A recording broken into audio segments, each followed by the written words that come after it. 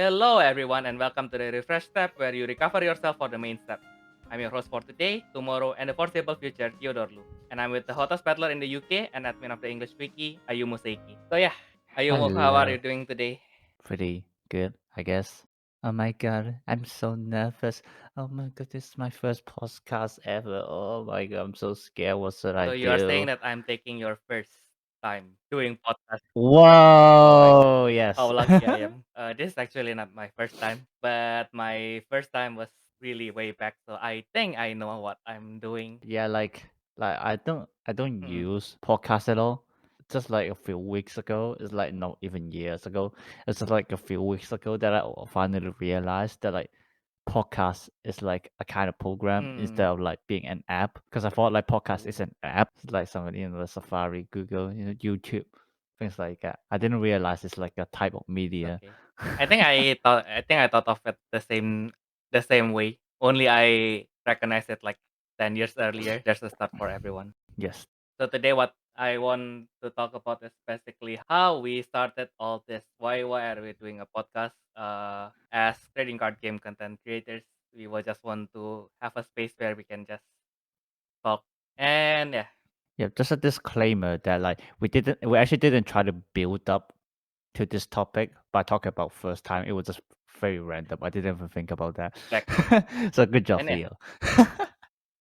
And also, after you finish listening to the podcast, make sure you also share your first time playing TCG in the that will comments be really below. helpful. We want to hear your stories, so yeah, do drop them below. Yes.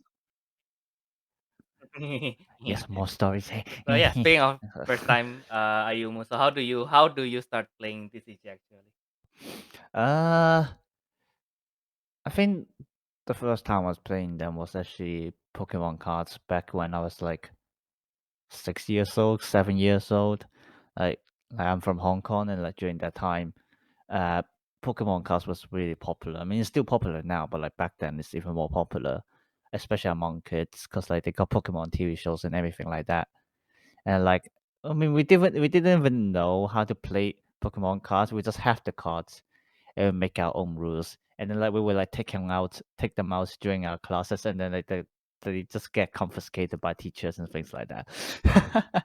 And like and then we weren't even using legitimate cards. Like it was like pirated copies, like that people printed out, and it was sold like 10, 20 Hong Kong dollars for like 50 cards, which was like that's around like £2 if you're in the UK. I'm not sure Mm. like what's the currency for euro, but yes. Yeah, and then and like it's very funny because like one day the vice principal of the school was like telling us like, okay, from this day on, where you can't bring those Pokemon. I don't know how to pronounce them. Anyway, like those cards, you can't bring them to school anymore. And then so like and then so we never did. But like the funny thing is, he only said we Mm. can't bring Pokemon cards, but like he didn't say we can't bring Mm. other things. So and then like during that time, you know what was on? Battle Yes. Spirits. And that basically how all of us started getting to Battle Spirits. We gotta thank our vice president really. Well, Mm. not vice president, vice Thank you principal. very There we much, go. Mr. Vice President or Miss, whichever. Uh, Mr. Okay. Well, Mister, yeah. But yeah, that's kind of how I started with like TCG, and then like I didn't really try anything else. I only been playing Battle Spirits until like what 16, 17 years old, and then like and I finally just like someone random on Discord, just like tell me play Vanguard, please. It's rebooting now. Play Vanguard. I was like, fine, I'll play Vanguard, and yeah, and that's how I got into Vanguard, and then just started getting into more card games and stuff like that. Yeah. I see. How about you, Yeah, Theo? actually, I think it's something we share as someone who are born in the 90s to start getting into the whole genre with pirated copies. Uh It's exactly. always the pirated copies. Can't be Exactly. helped with poor man. So actually, So for me, the one who started it all is actually Yu-Gi-Oh. So I was just watching Yu-Gi-Oh in an Indonesian television during the weekends, and then my mom is actually my mom has a school, so we have connection to toy stores, uh, and they were able to secure a large number of illegitimate Yu-Gi-Oh cards. It That is also yeah, fair enough. it's like I think it is after I got into my new school because I actually moved elementary school. I moved from my old elementary school to my new elementary school when I was in the third grade because because my previous school was pretty traditional. My mom was an educator. Not she wasn't really she didn't really agree with how my teachers treated me. So yeah, I was moved to a school that is more modern. And then after that, since I was a new student, I need to do all the things that I can do to fit in, to kind of survive. So Yu-Gi-Oh is my coping mechanism, kind of. Opium. Yeah, Copium. yeah. How do you I think find Yu-Gi-Oh then? Like, do you yeah, I even think I know the started rules at actually? first just watching the anime, right? So I just made out what they said in the anime, so just attack and the manga as well. So basically just okay, so if I have 2,000 life points, I attack and I win. We didn't even have the rule for direct attack at that time. So yeah, I think at the first I just played with my Right, cousins, and then they have illegitimate cards from other sources. Uh, so you know the infamous Dark right. Peak Krabi, or I actually don't know. Like, I don't really play Yu-Gi-Oh that much. Like, I actually never try Yu-Gi-Oh until like they have what's the one on the app? Jewel Links. There we go. And then like I was only interested because of Dark Magician Girl. I'm a freaking uh, simp. And so I really only know the playstyle of Dark Magician Girl, and then like I don't really know other things. that is a Uh, fair reason to start the so yeah, what's okay? so What's the basically card you you know forget of about then? Exodia, right? The Exodia is like the big daddy of extra win Okay, condition in yeah, all card games. Uh but yeah, in the illegitimate copies, there are like 5 or 10 versions of Exodia that is already complete. So it has level 12, infinity attack and infinity defense. And at that time we don't have the concept of right. tribute summoning, so it's like okay, I'll set my Exodia face down, and then if my cousin attacks it with his monster, then since infinity minus anything is zero is anything above zero, they will lose. So yeah, that's how that's how we that's the fun of being a kid, and then finding the 10 version of illegitimate copies of Exodia. And then I've seen that like it's also really crazy right now in Master Duel because like I've like actually seen like a video like I mean as you told me before like because of the point system they have people are actually racing to lose instead of to win. And then like I saw this game where like the opponent just keep drawing, and then like for some reason he just keep giving the Exodia to the player, the one who's recording. And and then on the first turn like the one who's recording like received like the whole Exodia from his Mm-mm. opponent, and then he won the game. And I'm not gonna lie, that was pretty hilarious. Like I was even thinking, why would you even do that? Like it's like for Exactly. trolling or So something it's to like make that. someone stay. Yeah, well, I mean, that's a good kind of troll. At least at Exactly. least you're letting the person win. And then I also heard that like the Yu-Gi-Oh enemy though, like they're like very misleading and things like that. Like they always got the Oh wrong yeah, rules because and they are everything. making the rules on the go. They are actually not breaking the rules. They are making the rules on the go. So like they're not like changing any existing rules. They're literally adding one to it. Like now originally like we can only put 5 monsters on the field. Now I can put one more because Exactly. why the heck not? Because if you read the manga, actually the the field is not limited to only 10. Like if you play in even the original version back then, there's only like 5 monster zone and 5 spell trap zone, and then one field zone. But Yeah. in the manga and in the anime, it's basically just one big table, and then it is basically how they put dual monsters inside the universe is basically a cross between ERPG and actual card game. That's why the monsters, even though they don't have any printed effects, they can have like effects that actually works with with their surroundings. So like if it's dark, then dark monsters can hide themselves. Then monsters that can breathe fire, they can actually light up the surroundings and show the dark monsters that are hiding. So it as an anime, it's really interesting. Uh, but yeah, it doesn't do anything to explain what the role is. They kind of fixed it after the first arc. So the first arc is the Duelist Kingdom arc. After that, they have the Battle City arc. So in the Battle City arc, they have a Mm-hmm. more structured rule. They scrap off all the role playing part. So there's no more story about this monster is avoiding the attack. Your attack does not go through because my monster avoided the attack. No, no, no. It shouldn't work that way. Right. Yeah, I've seen that like I say like a lot of like the card games, like the manga is Mm, actually like so much darker than like the anime itself. Like in Battle Spirits actually like you probably watched mm, like Bashin Toppa, didn't you?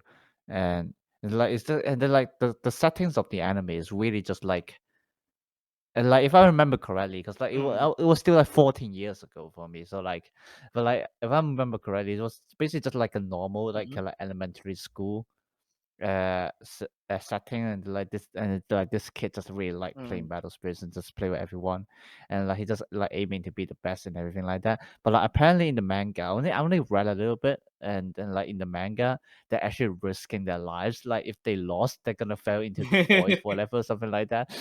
Oh my god. So yeah, like the Mm, manga ones is much worse. I haven't like seen the other Battle Spirits manga actually. Because like first of all, mm, it's always pretty rare on the internet. It's not really that prominent in the Western community anyway. So like not a lot of people translate it. Um, but actually, I do have like the full collection of like the Double Drive manga, just because I was in Japan during that time, and then like what's even funnier was that like uh I was uh I was like in the bookshop, and like they like specifically have a manga session. So like they do like have stocks of manga and everything like that. And I tried to find like the Double Drive volume, and I asked them like, do you have them? And then they literally have to go into like the storage to take them out, because like they can't sell them at all. They just like literally gave up selling the Double Drive manga and just put them into the storage, and then like they only took it oh out my when because I goodness. asked them.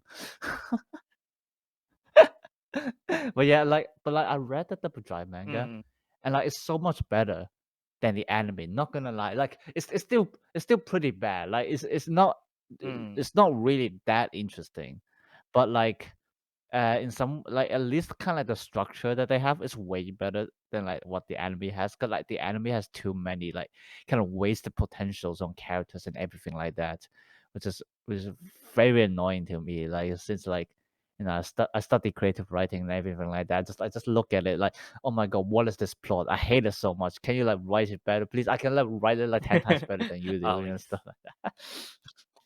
Yeah, I think yeah. It's Mm. also it's interesting how I think after Extreme Game and everything, Battle Spirits kind of have a, rena- a renaissance, a renaissance of sort, a renaissance of sorts, because I think the last time I went to Japan is around 2015, and at that time Uh huh. it's really hard to find Battle Spirits cards.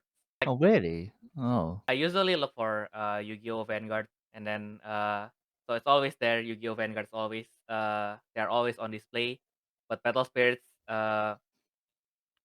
either they are not displayed or they are displayed in really small amount. So where I kind of find most of my cards there. It's basically Surugaya, where they don't display uh the cards. They just have an iPad, and then you just choose what you want from the iPad, and then they will take everything from the storage. Oh, that's very high tech. Yeah, I don't know, cause like the last time I went there was like 2017 or 2018. Cause like I was like going there with my very lonely senior who got no friends to go on a graduation trip with him. Okay.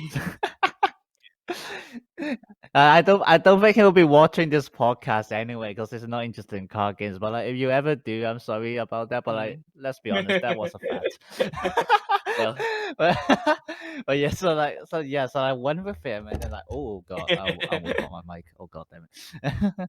Yeah, so Mm, like karma, man. mm, Yeah, so we went to Shikoku, which is like mm, which is like a very big island, kind of on mm, the southeast part of Japan. So like it mm, was basically like opposite where Kobe is, and then like and so like I went through a few car shops there.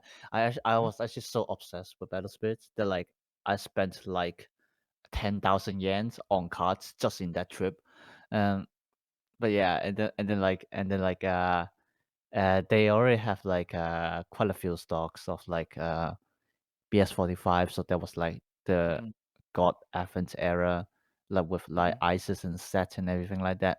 Um, so yeah, it was like pretty commonly seen.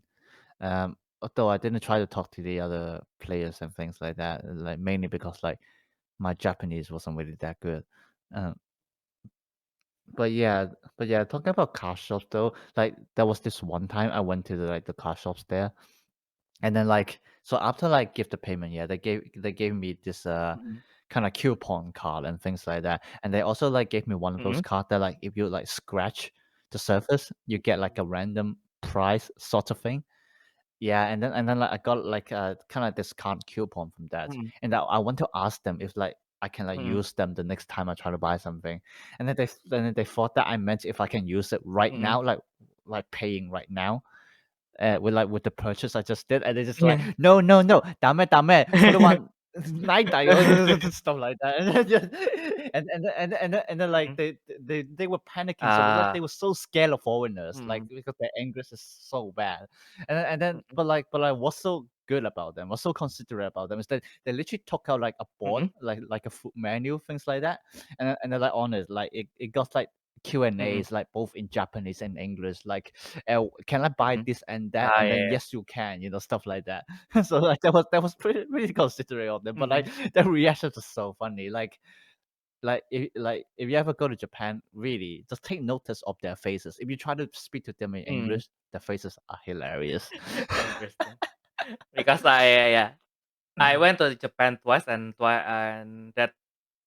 from those two, I all of them I went to Tokyo. So understandably, all the stuff are much more. They are less, how to say, less personal. I think. I don't know if it's. I don't mean it in a bad way, but yeah, I think it's same everywhere. Like in big cities, people are less expressive, I guess. So I think even my last purchase, I did not speak a word with with the attendant at all. It just our eyes met, and then yeah, I want it. I just pointed, and then he opened the case, and then okay, so this one, and then he just brought it to the cashier. I just gave him the money, and then he gave it back, and then I left. Yeah, in Japan, like uh I mean, in Tokyo, like I actually didn't have much experience there. I mean, I did go to Tokyo a few times, but like that was like the last time I went to Tokyo, I was like 8 or 10, so like still pretty small at that time. But like apparently, my mom told me that there was this one time we went to like actually no, that time I was still a baby. We went to Tokyo Disneyland, and then like Mm-hmm. my mom was trying to order salad uh from like the staff, but if you know Japanese, then like like in the Mm-hmm. language, like they call salad salada, Yeah. and so it's not a salad. But like my mom, is like she's Mm-hmm. speaking like proper English. So just like, can I have like a salad, please? Like, and she was already apparently she was already like even pointing the menu like salad, salad 3 times, and then like the staff was like, what the heck are you talking about? Understandable. Yeah, like it's just kind of like the pros and cons of Japanese. Like they have ways to like adapt foreign languages, but at the same time, if you like try to speak in the proper language, they wouldn't understand because they Mm, got so used to their own Japanese. Yeah, it's quite weird. yeah, that's why. I think I think my first proper Japanese communication is actually with the Lawson stuff. With the Lawson stuff, then that is basically because we also have Lawson in Indonesia, and then we also have the point card for Lawson. Right. So of course, as always, when Uh-huh. I paid in the cashier, they just ask me, uh, do you have the point card? And then I remembered that in the app they said that okay, so we are starting this campaign where if you register beforehand, then you can basically get points in it when you are shopping in Lawson abroad as well. So in I guess they mentioned you can get it in Singapore and Japan as well. So I tried to register and then Hmm. so I have the point card. Let's try whether we can do this or not. And then okay, it, so I just said eto mo temas kedo eto ma Indonesia no yatsu desu nga eto tikiru kana. I think I say Ah, something like that. So basically I just asked, can I use the Indonesian card? And then he was like, yeah. And then he was I like, see. I am not sure. Let's try. Okay, so we just tried tip, tip, and then yeah, turns out we cannot. Even though they said in the app that I can do that, I don't. But we didn't get it to work. So yeah, there's no helping it. So we just had a small chat about how the staff was impressed. Oh, so it turns out there's Lawson in Indonesia as well. Yeah, right. Mm, Yeah, like they really. I don't know. I feel like okay. Don't think it's just like a Japanese thing, but like it's actually like more thing in Asia than like the other countries. But like just like when you mm, go to like somewhere else and then like they have something that you thought like mm. it only happens in Asia, and then like you just got so impressed about Yeah. it. Um, Hello. and yeah, it's like the first for Eh, me the first time mm, that was speaking proper Japanese. I mean, yeah. technically, it was also like kind of the trip with my senior, like, cause like he didn't know any Japanese at all, and like I just finished learning my hiragana and katakana. Didn't even like up to this point, I still haven't learned my grammar yet. But Mm, somehow I can still manage to speak because the power of God and yay. enemy on my side. But but yeah. So like I just like managed to like get through some really broken Japanese. Just like go like, I want this ticket. Do you know where can we go? Like to this place. What should we take? Stuff like that. Uh, yeah, but like up to that point, uh, like the next time that I can actually properly speak Japanese was basically when I was playing card games with like the Japanese players. Uh, just because like I don't know. I don't know. It just came to me naturally, really. I don't understand how that happened. Like I guess it's just like it's something like how like when your parents like just speak a language to you at a very young age, and then like uh you just like start to get adapted to that language, even though you haven't properly learned it. Like I didn't say I learned it this way because like both my parents don't know. Actually, my dad knows Japanese, but he never speaks Japanese to me. Um, but like I suppose it's because like ever since I started playing Battle Spears, because like during that time, they did have English version, but like it still wasn't very popular. Like it was always like the Japanese version that we were playing with.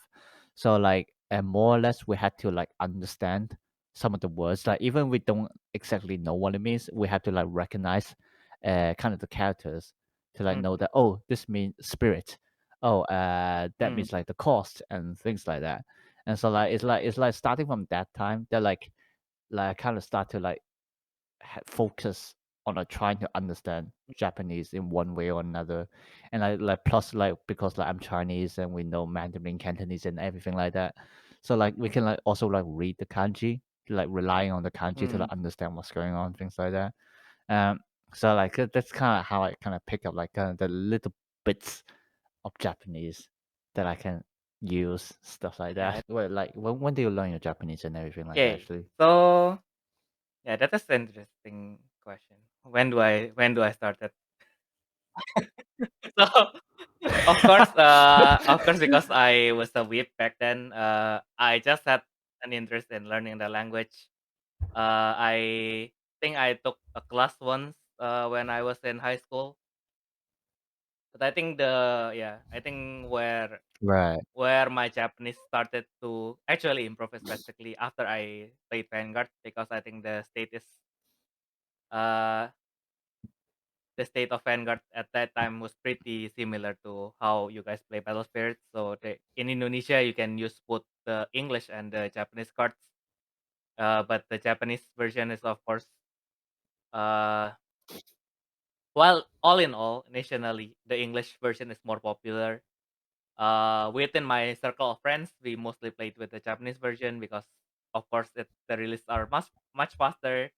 The print is much better, and then there's less translation errors, of course, naturally. Uh, but yeah, so that is when I first uh, so yeah, I think it's basically the same. So from there, I just started to notice the patterns of, because I have learned, yeah, I've previously learned hiragana and All katakana, so I right. just Oh, noticed the okay. pattern from there. Oh, so this is what I learned in class. But yeah, anyway, I started reading thanks to Vanguard. I started talking thanks to Battle Spirits. So at that time, I actually went to Japan twice. The first one is when I won the national for Vanguard, and I was appointed the national representative for Indonesia. Uh, nice. And at that Nice. time, the the funniest part, the funniest part about that trip is actually I got into the top four for the world for the Asia Championship, and then I lost in the top four, and then there's the match for the third place, right? So in the match for the third place, I was fighting the representative for Hong Kong, and then I was Right. communicating with him in English. I believe it is a perfect. I believe it is as slow English as I could master. Uh, and then so basically, I was inquiring him about the effect of his cards, whether it is working like this, because this card is particularly new. So I just want to make sure that it is working I as what I had expected. And then got into a bit of communication issues since we are awkward Asians. In the end, we just said sorry for something we don't do. So, what do you think he's sorry for? For opening a No, critical he is trigger. actually he said sorry because he didn't understand my Japanese. Oh, such a great lad. Exactly. I would like to be friends Actually, with yeah, him. bro. At that time I was still young, right? So I was like, yeah, of course, we are going to. Of course, I'm going to win again. Of course, we are all going to win again and meet here again next year, right? Right, guys? We didn't. But yeah, yeah, that was such a big backlash. I mean, you kind of expected this I know, coming, right? but But yeah, anyway, at the time in that trip, I was not really confident with my speaking yet, so I speak only absolutely necessarily when necessary.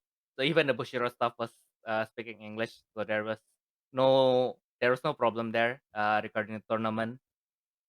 The only miscommunication I had, mm, it's actually not miscommunication. It's just my expectation was different, because in that event they were releasing the fighters mhm, collection that is exclusive to the event, and then after we receive our trophies and we take our photos with Mr. Kidani and everything, they asked us to sit down, and then the staff said, and then I was still sulking because I was not able to buy the fighters collection. It was sold out on day one, and then since we were asked to come earlier to check on the venue, I thought, okay, I will have chance to buy the fighters collection in the morning, and then mhm. I queued up. the queue was really long. It was like it was out of the building, and then when I was about to enter the building, they put a really huge sticker on top of the fighters collection in the fight in the basically they have a menu for the item you can buy, and then they put a sticker on top of the fighters collection, and then I don't know what that means right at that time. So I searched in Google what Mm-hmm. could that mean, and then it means urikire, sold out. So yeah. Sold out. So yeah, I was really salty, and then Oh I was well. really salty about that, and then the staff was like, "Okay, so please sit down here first. We will take your box for you." They were not mentioning anything about the prices, the prices for the tournament. So I was like, "Could it be? Could it be?" When she said box, could it be? And then she came back, and then of course it's the box for the trophy. So yeah, we did not get the special fighters collection that day. Oh well. Oh well. Oh well. Yeah. Oh well. Happens.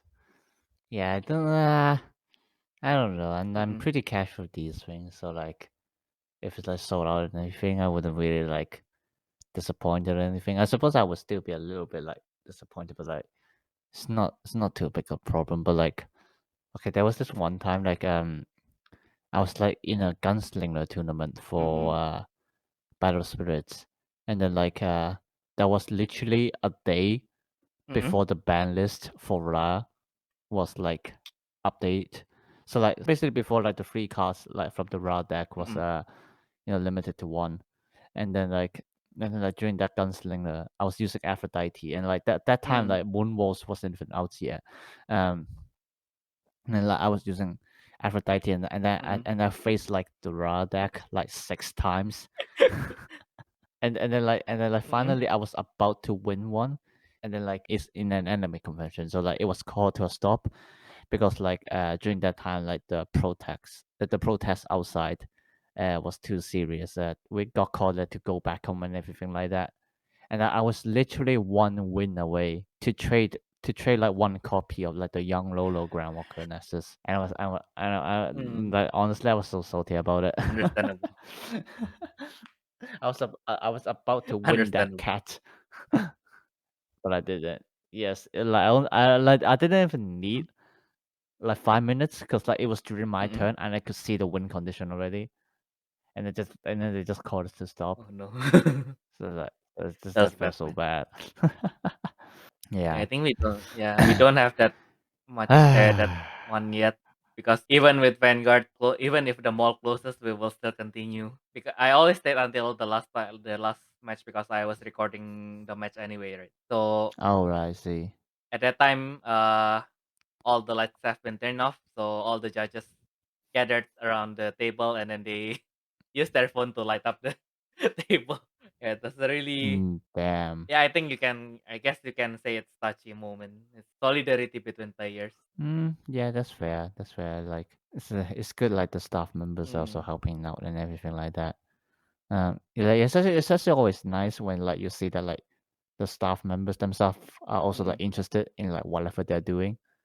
Uh, like mm, it just really lifts you up the mood, and like it like and like it also proves that at least like the staff mm, members that like they know what they're doing, mm. they know what you're doing, and it's like so you can like be safe with your games and Yeah. everything like that. And I thought it was the pinnacle until I think the body fight final for Malaysia or Singapore. It ended around 3 a.m. or something. kudos to them. I thought Buddy Fight games like end pretty quickly because of like the power cliff and things like that. Mm, Like I tried to start Buddy Fight because like they were having collaborations with Band Dream, and then like mm, Roselia was my favorite band. Actually, like, Roselia was mm, also the reason I got into Vanguard, just mm. because I really loved their Ah, opening yeah, yeah. song, Legendary. Um, yeah, so yeah, uh, like like at that time, like I was using the simulator, Mm, but the fight area, yeah, and then like I was just like using Roselia deck and everything like that, and then but then like because I'm using a map book, so like things got complicated and mm, I couldn't use the application again.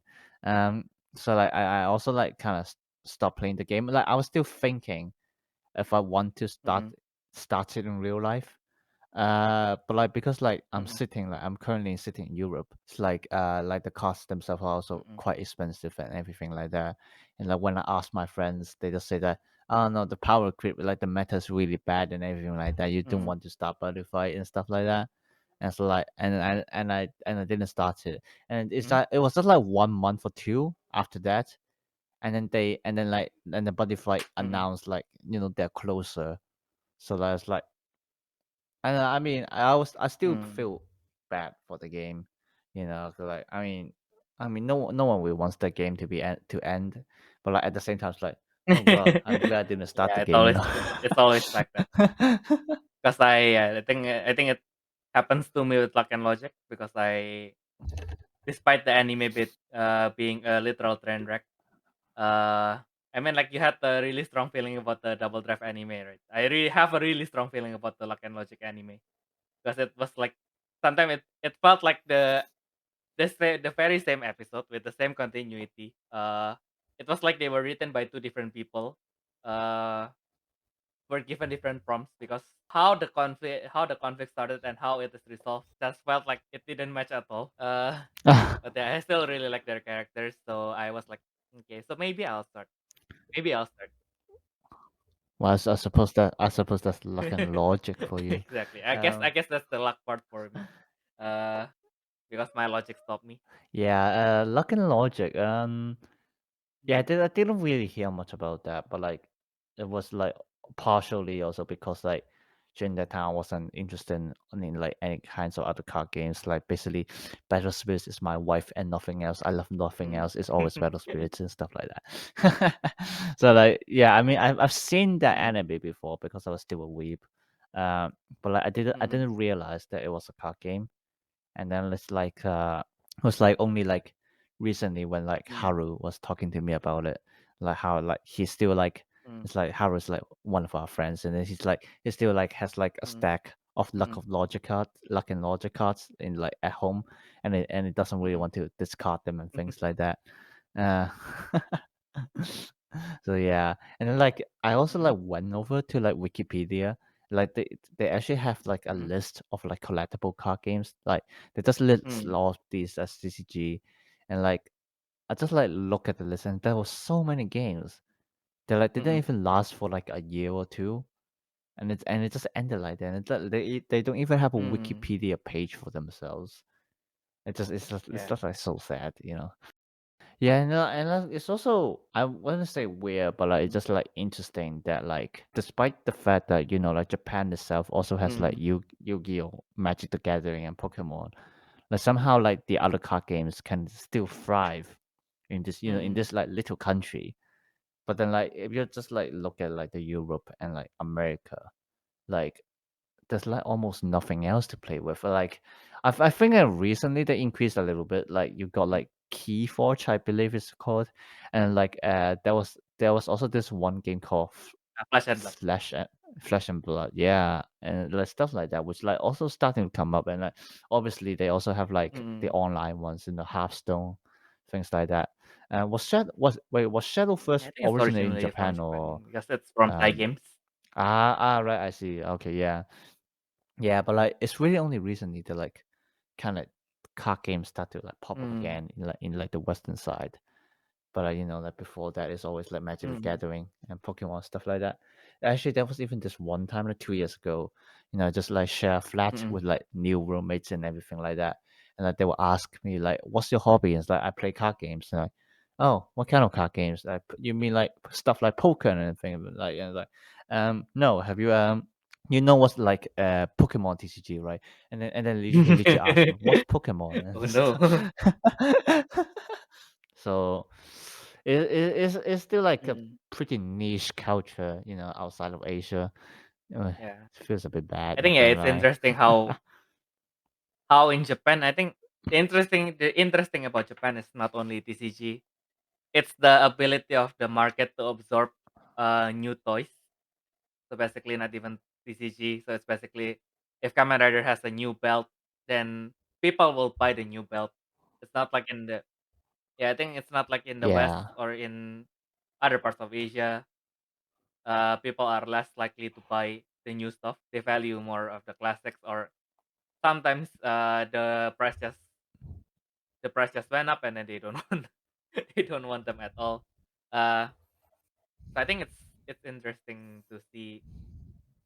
Actually, even outside of Japan, the only place that where I can see card game actually grows slowly, probably and Thailand.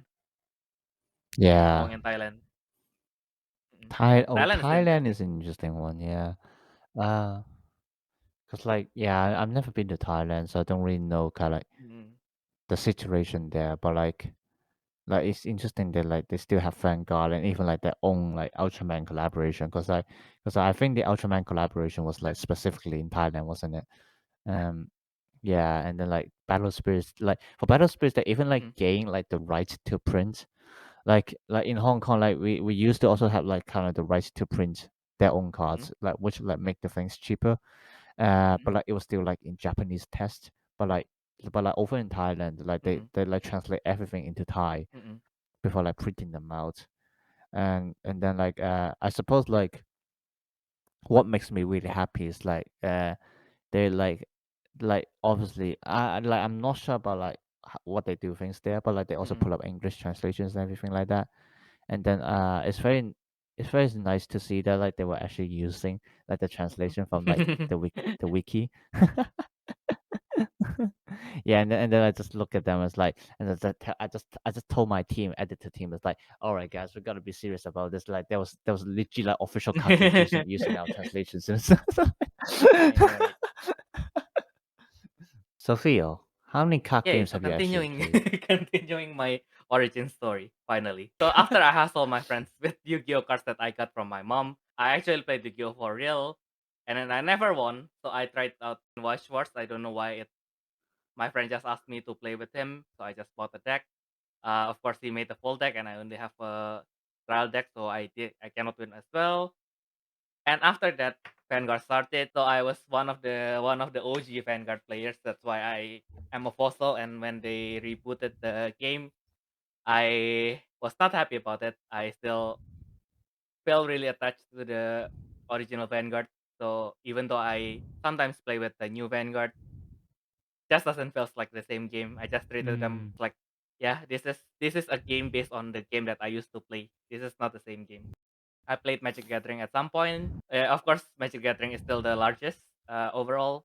And then Pokemon TCG, since we have the Indonesian version, I did play briefly. And then now I play briefly as well with my nephew since he's obsessed with the Pokemon TCG. I played only the demo for Dragonborn. Yes, I had played Victory Spark once. I did not get into Chaos. I don't know how, even though some of my friends were actually playing Chaos. What else? Yeah, I was actually also one of the founding members for Body Fight in Indonesia. I was a tournament organizer for Body Fight as well. for me, like so except Pokemon and Battle Spirits, I I actually like also bought like a child deck for Vanguard. And then, like as I said before, I tried Buddy Fight, but I didn't really buy anything. And then Wise Swords, it's also one of my main games actually. And then like I still got a few more. So first of all, I tried this one called The Zillions of Enemy Eggs. There we go. They had an anime recently.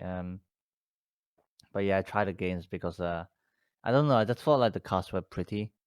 Uh, so I also bought a trial deck, but I literally couldn't find anyone to play with me, like even in Hong Kong. So bad.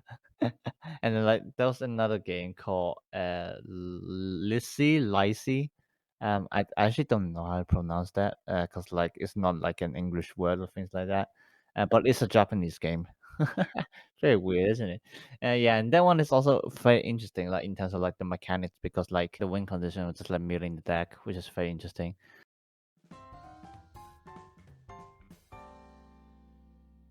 And we are now in the untapped phase where we will treat questions from you guys. So Ayumu, what do God. we have in the question deck now? So today we Yeah. only have one question from Toki. Thank you, Toki. And then his question is: So, when can we expect Ayumu and Theo break the chain cover? Also, while on the topic of songs, what do you guys listen to usually, and why is it always Hmm. J-pop? That is a tough question. But yeah, I guess if we wanted to do break the chain, right? Because I really like the song, so I can. If we are going to do break the chain cover, I would really like uh to do it professionally since I am surrounded by musicians. So one day when we can get you here to Germany, we will rent an actual studio and record there, and we will have a professional, quote unquote, pianist as well to give us the background music. Would that be cool? I actually never Of thought about course. that. And coming to Germany for a Oh, studio recording. Oh wow. Do you even like singing, Theo? I sing for hobby mostly. I did join the choir. I did join the choir when I was in middle school, but nothing further, sadly. Oh yeah, let's be honest. Everyone joined the choir at some stage of their life. Exactly. Exactly. I also did. I also did, Mm-mm. and it was pretty fun, honestly. Mm-mm. And as for my favorite music, yeah, I guess it's kind of a given that it's J-pop because I'm a whip. Uh, Other than that, it's mostly just 80s music from the radio. Yeah. Uh, yeah. I mean, I also like listen to J-pop mostly, but Mm-mm. I suppose like even within J-pop, there's like Mm-mm. a lot of like different kind of genre. Because like J-pop just means like Japanese popular music. It doesn't really says what's the Mm-mm. genre and everything. Um, Mm-mm. so I think like really like actually like the genre that I like is jazz. Mm-mm. Yes, yeah, Oh. I listen to jazz and I also play jazz actually, Mm-mm. with the Oh. piano and things like that. Mm. Um, yeah, I'm grade 5, the highest grade for the jazz piano. Woo! Nice. Or Yeah. like, actually, I'll give you one more Mm. genre. It's called any Mm-mm. song, which literally Oh. means anime songs. Mm-mm. Yeah, it's like it's a genre now, Mm-mm. and like it basically classifies for any songs that are made for anime or like used in anime, including Mm. like soundtracks and things like that. Mm. Yeah, they're all called any songs as a genre. Mm. So yeah, there's that. Yeah, and then actually, yeah, if you put it like that, then yeah, actually, my main taste is not J-pop. It's Yeah. any song. Yeah, anything that will wake you up when you listen to it after you wake up from bed. Yeah, I guess that is it, Toki. I hope that answers your questions. So if, like Toki, you want us to ask us about TCG, living abroad, or just life in general, we might not be able to answer everything, but you are welcome to send us your questions, worries, and everything in the form in the description below. We are waiting for your questions. So yeah, I guess we need to go now. Anyway, thank you guys for listening. That's all for today. We hope that you guys have a nice week going forward, and we'll see you all in the next turn. Bye bye. Bye bye.